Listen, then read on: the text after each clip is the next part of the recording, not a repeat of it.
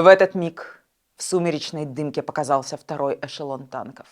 Воспаленными от напряжения глазами Клочков посмотрел на товарищей. 30 танков, друзья. Придется всем нам умереть, наверное. Велика Россия, отступать некуда. Позади Москва. Гэта вытрымка з артыкула, які выйшаў 28 лістапада 1941 года ў краснай звяздзе і стаў на доўгія гады кананічнай версіяй міфа пра 28 панфілаўцаў. Аўтар – літаратурны сакратар газеты, зусім не ваенкар Александр Крывіцкі. Ён творча перапрацаваў тэкст іншага журналіста, дадаў пафасу, дзе там праўда не вельмі разбіраўся, бо краіне праўда не патрэбная. Краіне патрэбная пасіянарныя героі. З вами Кацярына Ваданосава ў серыі перадач «Трызуб і пагоня». І сёння мы пагаворым пра гісторыю, пра легенду, пра 28 панфілаўцаў, якія нібыта біліся з цэлым легіёнам фашыстаў са словамі «ні шагу назад». Позняя восень 1941 года. Сілы вермахта ўжо зусім блізка ад Масквы, разбіўшы часткі 3 савецкіх фронтоў пад Вязьмай. Пасля кароткага адпачынку і часовай стабілізацыі фронту 16 лістапада немцы пераходзяць у контрнаступ. Новы год яны плануюць сустракаць у Крамлі. Чырвоная армія ў той час нясе страшэнныя страты. У 8 кіламетрах ад Валакаламску акапалася 316-я стралковая дывізія пад кіраўніцтвам генерала Панфілава. У яе склад уваходзіць тая самая 4-я рота, якая бароніць раз'езд Дубасекава. Трошкі больш за 100 чалавек, будучыя панфілаўцы. Калі немцы кінулі на савецкія пазіцыі танкі, акурат гэтая рота пацярпела сапраўды найбольшым чынам. Са 140 чалавек засталося 30. Справа была не толькі ў такім браніраваным кулаку немцаў, але і ў савецкім узбраенні, таму што там было? Супрацьтанкавыя стрэльбы, ружы, гранаты, коктейлі Молотова, такія пляшкі з гаручай сумесю. Насамрэч, это было такое сабе ўзбраенне. І дывізія адступіла, несучы цяжкія страты. З палка ў 1500 чалавек магло застацца, напрыклад, 120 чалавек. Гэта была абсалютная норма. І пра той бой за раз'езд Дубасекава ніхто б ніколі не ўзгадаў, каб не артыкул у краснай звяздзе. У 20-х числах лістапада журналісты з краснай звезды і камсамольскай праўды выпадкова сустрэлі на выхадзе са штаба арміі камісара 316-й дывізіі Ягорова. Той наспех паспеў ім распавесці пра цяжкасці, страты і ўзгадвае роту, якую немцы выбілі пад корань. І ён не памятае дакладна нават 4-я яна ці 5-я. А яшчэ салдаты з той роты нібыта самі забілі кагосьці са сваіх, бо тыя хацелі здацца. І вось 26 лістапада з'яўляецца артыкул «Слава бесстрашным патрыётам» пра групу чырвонаармейцаў, якія дзень і ноч стрымлівалі 60 нямецкіх танкаў і па 1000 салдат праціўніка. «Ні шагу назад, стаяць насмерць» – словы палітрука з таго тэксту. 27 лістапада выходзіць чарговы артыкул «Гвардейцы Панфілава в баях за Москву» у тым жа духу.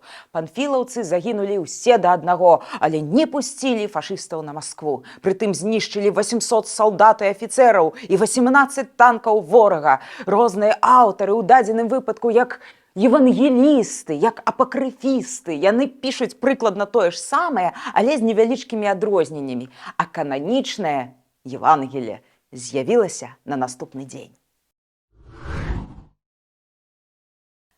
28 лістапада на першай паласе краснай звезды выйшаў артыкул «Завещание 28 павшых панфілаўцаў».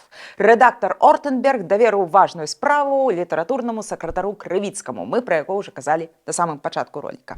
Журналіст прыкінуў байцоў па колькасці, разам 30, здрадзілі, допустим, двое, значыць 28. І вось з'явіліся 28 панфілаўцаў. Крывіцкі падышоў вельмі творча да гэтага задання. «Ну что, друзья, 20 танков на брата», — сказал политрук бойцам. «Это не так много». Люди улыбнулись. Усё падаецца так, нібыта аўтар сам прысутнічаў на месцы, але, канешне, не прысутнічаў. І яшчэ ў канцы, канешне, ёсць прыпіска. «Всё это рассказал Натаров, лежавший уже на смертном одре». Але сам баец Натараў быў забіты за 2 дні да легендарнага бою. Але, ў прынцыпе, якая розніца? У аўтара атрымаўся фактычна біблейскі сюжэт. Глядзіце, палітрук Клачкоў, галоўны герой, нібыта Ісус Хрыстос, 28 панфілаўцаў, яго апосталы, сярод іх ёсць Іуда, які хоча здацца. Он стоял, жалкий, дрожащий, отвратительный в своей рабьей трусости. Перед кем падаешь на колени, тварь? Яго апосталы, зразумела, забілі. І адзіны сведка падзею там таксама ёсць, які мае заданне распавесці гэта Евангелие свету, Натару. Артыкул вельмі спадабаўся Сталіну, як, у прынцыпе, любыя біблійныя сюжэты. Напэўна, згодна з адукацыяй Сталіна. А пасля гэтага артыкул, зразумела, не мог не спадабацца ўсім астатнім. Ён пайшоў у тыраж да мільённых масаў. І канон быў зацверджаны. Амен. 21 ліпеня 42 года, праз паўгода пасля легендарнага бою, з'яўляецца загад пра пасмяротнае прысваенне 28 панфілаўцам званняў герояў Савецкага Саюзу са спісам апосталаў-герояў па прозвішчах. І тут пачаліся казусы. Панфілаўцы пачалі уваскрасаць. Спачатку воскрэс казах Даніл Кужабергенаў, які займаў віднае месца ў апавяданні Крывіцкага. Што рабіць? Узнагародзілі байца з такім жа прозвішчам, аднафамільца. Той быў залічаны ў полк праз 2 месяцы пасля таго бою, але на момант узнагароджання ўжо загінуў. Нормально, чаму не? Пойдзе. Пасля уваскрэслі яшчэ байцы. Васілеў, Шамякін, Шадрын, Тимофею. 2 апошніх трапілі ў палон і выйшлі толькі пасля вайны.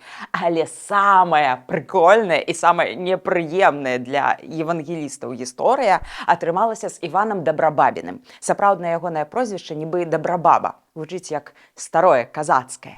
З ім здарылася абсалютна неверагодная гісторыя. Лёгка паранены баец аказаўся па нямецкі бок лініі фронту і дабраўся да роднага сяла на Харкаўшчыне, дзе пайшоў служыць у паліцыю. Крыві, праўда, на ім, як кажуць, не было. Ён нават дапамагаў мясцовым. Але калі прыйшла чырвоная армія, яго зноў мабілізавалі. Ён удзельнічаў ва ўзяцці Вены і Будапешта і атрымаў ордэн славы. А пасля вайны паехаў у Кіргізію, дзе стаў намеснікам дырэктара цукровага завода, вельмі паважаным чалавекам. І Дабрабабін ведаў пра 28 панфілаўцаў і вырашыў атрымаць сваю законную зорку героя СССР, выдадзеную пасмяротна. Насамрэч, ён зрабіў гэта вельмі дарма. Справай зацікавіліся следчыя, усплыла гісторыя пра паліцыю, і як вынік Дабрабабін атрымаў 15 гадоў лагероў, з якіх адсядзеў 7. Ён памёр, дарэчы, у 96 годзе. Ягоная справа, пішуць, акурат і падштурхнула расследаванне пракуратуры СССР, што не так з панфілаўцамі. Расследаванне, праведзенае пад канец 40-х гадоў, яшчэ пры жывым Сталіне, прыйшло да адназначнай высновы. Гісторыя – фейк. Аказалася, што супраць ворага ў той момант, у той мясцовасці білася не 28, не 30 чалавек, а цэлы полк, які сапраўды так панёс вялікія страты. Прозвішчы журналістам на памяць называў капітан, бо тыя упарта патрабавалі 28 герояў. Калі наградныя паперы прыйшлі ў полк, то камандзіру не заставалася нічога іншага, як проста гэта ўсё падпісаць. Журналіст Краснай звезды Карацеяў прызнаўся, што выпадкова пачуў гэтую гісторыю ад камісара дывізіі Ягорава. Сам Ягораў не быў удзельнікам таго бою, а пераказваў са словаў палітрука палка, які таксама там не быў. Колькасць панфілаўцаў канчаткова зацвярджаў рэдактар газеты Ортенберг. Напрыклад, спачатку было 2 здраднікі, а потым перадумалі і стаў 1 здраднік. І, канешне, галоўным міфатворцам выступіў Крывіцкі. Ён шчыра прызнаўся, што даў волю сваім літаратурным талентам, ні з кім з выжыўшых ці моцна параненых не размаўляў, не кантактаваў, а словы пра «Россия велика, отступать нам некуда, а за нами Москва» журналіст проста прыдумаў.